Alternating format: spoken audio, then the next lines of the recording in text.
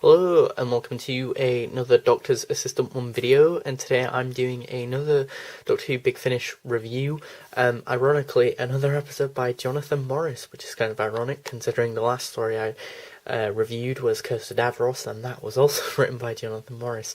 Now, I don't know if this is a common thing with his stories, but this is another story that, although it's set in the past, it's not a pure historical, so it has that sort of alien menace of sorts. So just a little thing that I kind of found kind of interesting, really, personally myself. But anyway, before I fully get into the review, I'll go over the packaging. The packaging is as such, you got Tom Baker there, and Mary Tam, and that's playing Romana, the first incarnation of Romana.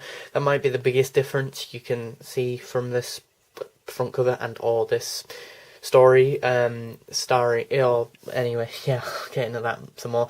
The old Doctor Who logo, Tom Baker, Mary Tam, the Antimatter by Jonathan Morris and some of the other people, the Time Vortex, full audio drama, classic Doctor's Brand New Adventures, Big Finish logo. Then you've got 2.1, which means at the bottom there, and the Big Finish logo. The 2.1 basically means that it's it's the first story of the second series, so the first number is in reference to the series. So if it said 4.8, it would be the fourth series, the 8th episode. So this is, the first episode of series 2. Or season 2 of sorts, so series 2 of the fourth Doctor's series. Antimatter, the bio, casting list, runtime, which is 60 minutes, all that, disc, and writer's notes, and pamphlet, and that, and original sort of William Hartnell thing, logo, and all that. So, what was I going to say? Oh, the biggest thing you'll notice is that the companion has changed from series 1, season 1, which I thought when I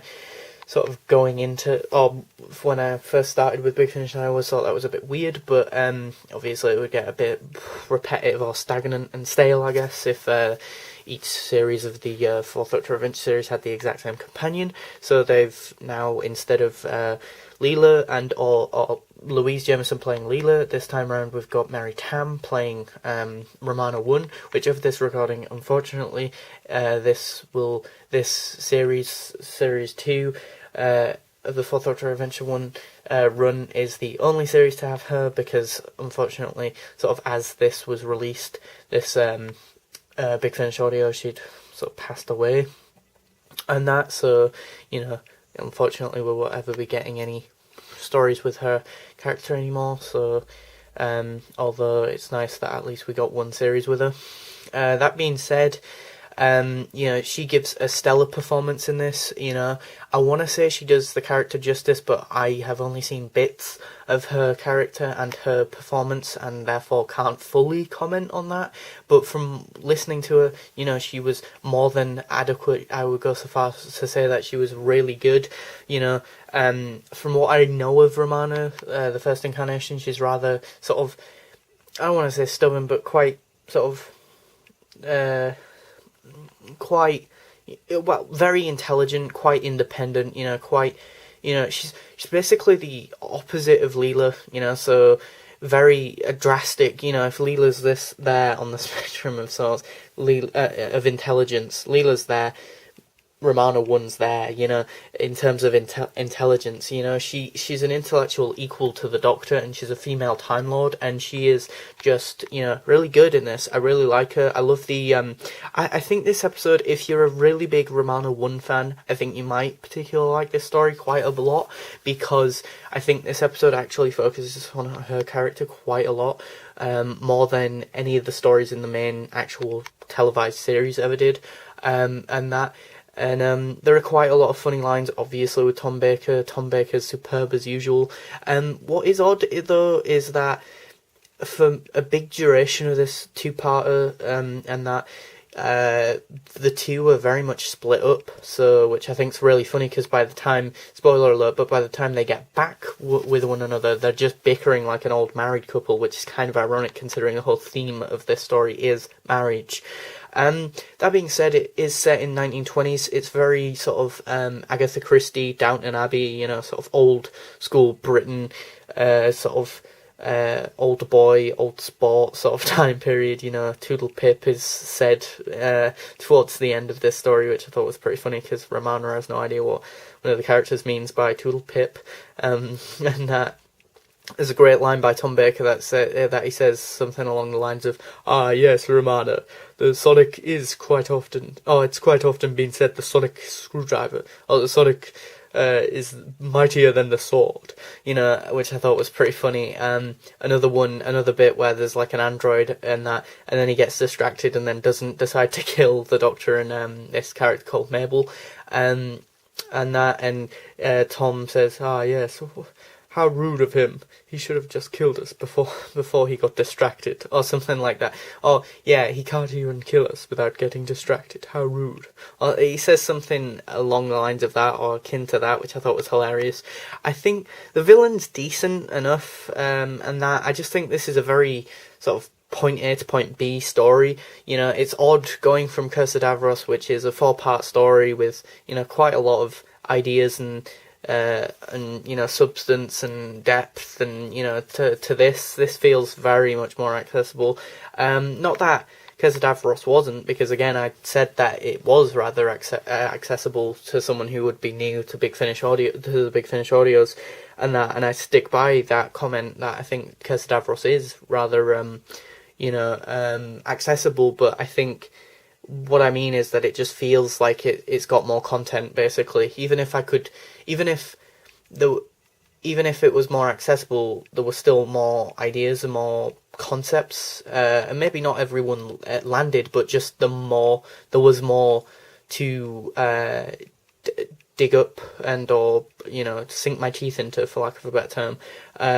With Curse of Davros, whether or not everyone worked is another thing, but then here there's probably less things to sink your teeth into, but it is very point A to point B, and very cut and paste, really, I guess. The major criticism I would have with this story is that I'm not a massive fan of the setting, because, for example, Unicorn and the Wasp is just one of those stories that, although I probably loved it at the time when it aired, I do not like. It's just sort of, I don't like the setting. I just don't see the appeal of sort of old 1920s sort of Agatha Christie and or Downton Abbey setting for anything. It doesn't appeal to me. It's kind of just boring. I don't think it mixes well with Doctor Who. I think science fiction very much clashes with that sort of well spoken, sort of very aristocratic and sort of normal, for lack of a better term, time period. Like, I can imagine, like, people back then having this set perspective of stuff, and so when someone as bonkers as David Tennant, or less bonkers but still alien-ish, and David Tennant are in those sorts of time periods, they would have just been, they're just sort of way out there, and that, especially Tom, and the way he talks and his manner and that, he'd stick out like a sore thumb, basically. I mean, the villain serves a purpose. She serves that purpose well. She's decent. She's alright. She's easily defeated. As I say, it just feels like a very sort of point A to point B. And if you're new to Big Finish, that's probably the best thing to start with. A very sort of manageable story. But I felt like because of the time period not interesting me, because it was so sort of basic a premise, and that it only had one real goal in mind, and that I felt as though I kept dipping out of this one. It didn't hold my attention at all, really, and I was just waiting for it to get over with, and that, and so in that respect, unfortunately, as much as Tom and Mary Tam are really good, and they have decent chemistry for the times that they do interact with each other, which isn't much. I think that's mainly because, again, I think this almost serves as a reintroduction to Mary Tam's character of Romana 1 for those who either haven't ever been exposed to her in the TV series, or haven't, don't remember her maybe, or have, as I say, seen her in the TV show but haven't watched one of her episodes in a long time, or can't remember them because they haven't picked them up on DVD or whatever your form of media is. And that, so in that respect, I would give this a 6 out of 10, the same as, say, Destination Nova. You know, it's one of my lowest rated Big Finish audios, but 6 out of 10 is still above average. You know, it's still good. It's just not extraordinary or anything. You know, and I think it's put down a bit because it's not like it's even got like a classic monster or anything. It's got its own monster, but its own monster it doesn't have that substance or that gravitas. So for me, again, a 6 out of 10.